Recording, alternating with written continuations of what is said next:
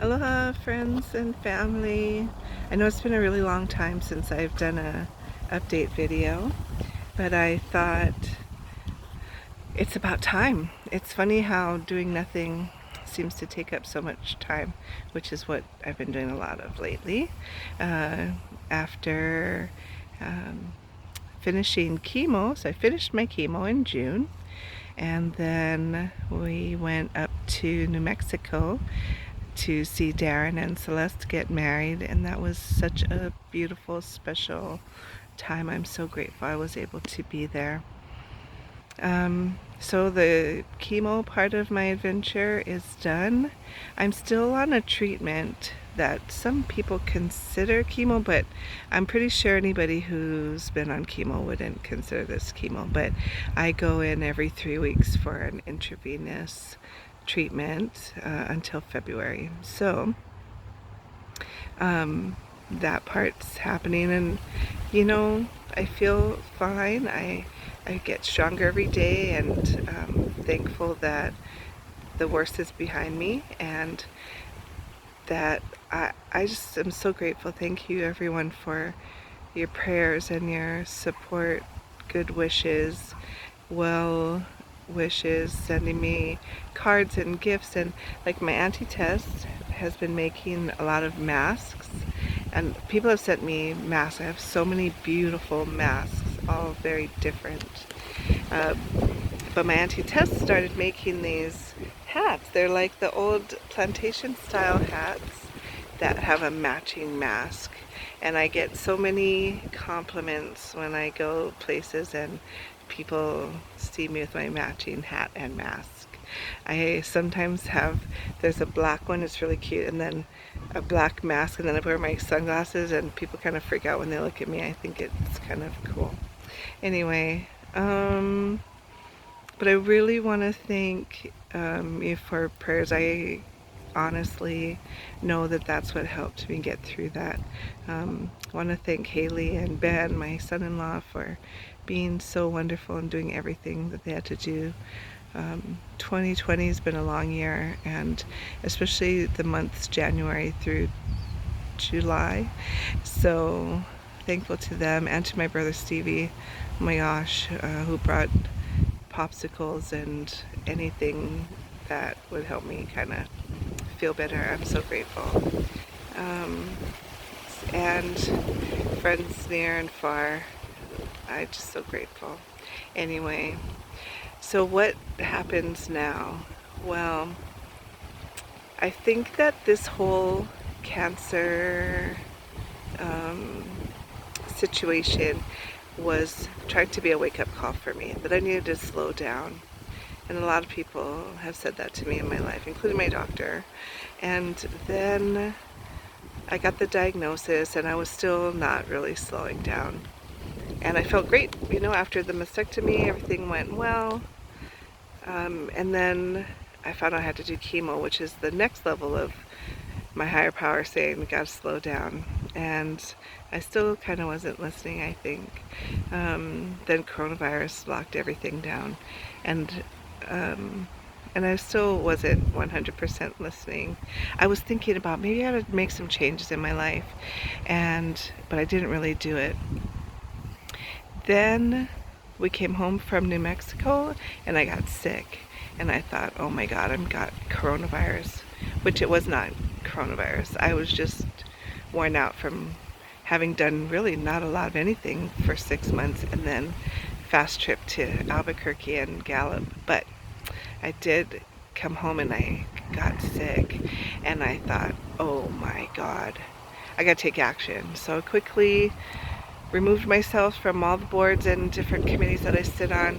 Not all, but most of them. Like, I really took action. And then about 2 weeks ago, I did a workshop, a decolonization workshop. And I've done it before, and every time's different. And we do an exercise where you walk across the room if certain things apply to you, and identify yourself as in different ways. And I've had no problem identifying as a survivor of domestic violence, or having been homeless, um, but this time, one of the questions that I know this is if you've ever survived a serious injury or terminal illness. And I broke down and couldn't even move. I was so overcome with tears, and I had to finally, it's the first time that I had to admit that I survived a terminal illness, and it just took my breath away. And so now I have that awareness. I had to do something different, so I resigned my job at the Maui farm. I've been an executive director for a nonprofit since 2001, I think. And,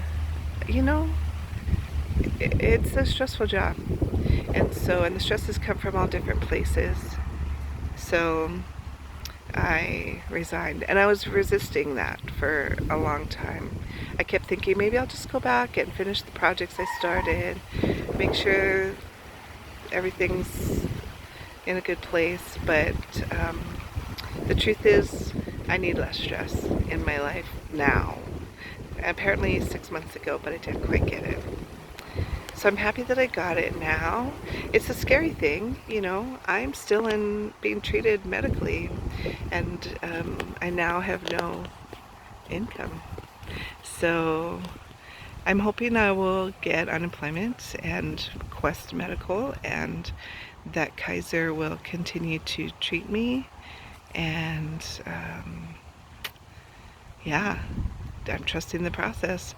Like my friend Janet said, and I love this, and I keep repeating it, that I'm excited for what my higher power, our higher power, and I get to create for me next.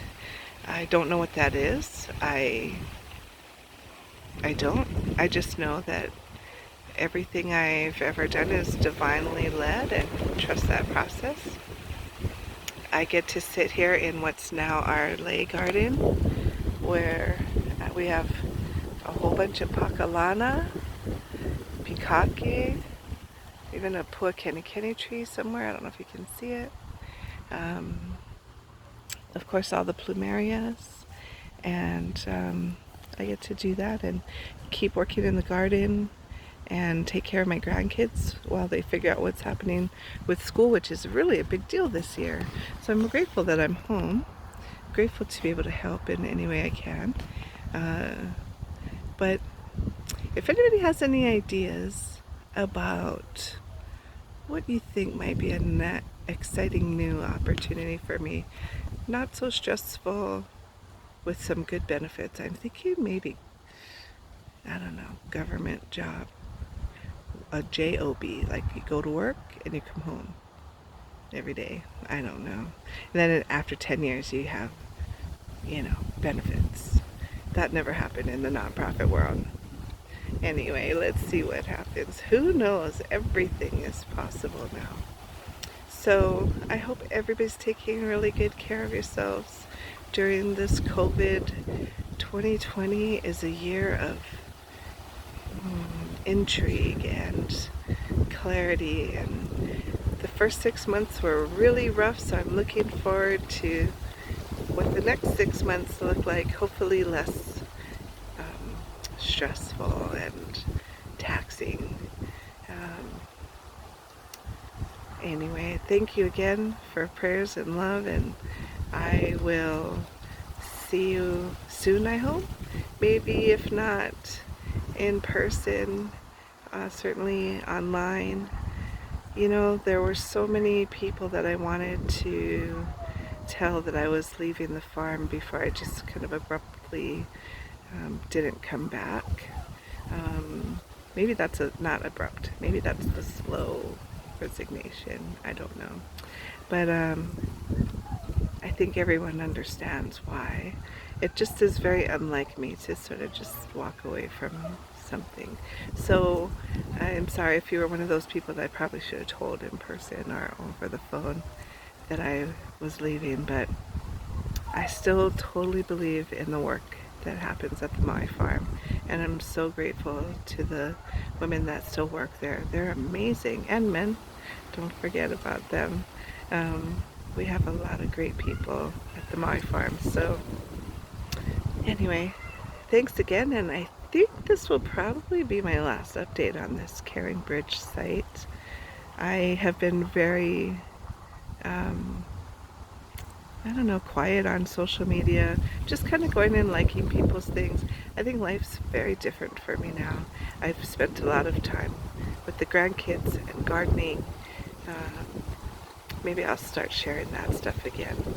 But I want to say I love you, and please take care, and let's all stay safe, and please vote, people. This election is critical. They all are, but this one more so than any ever before. Okay, aloha.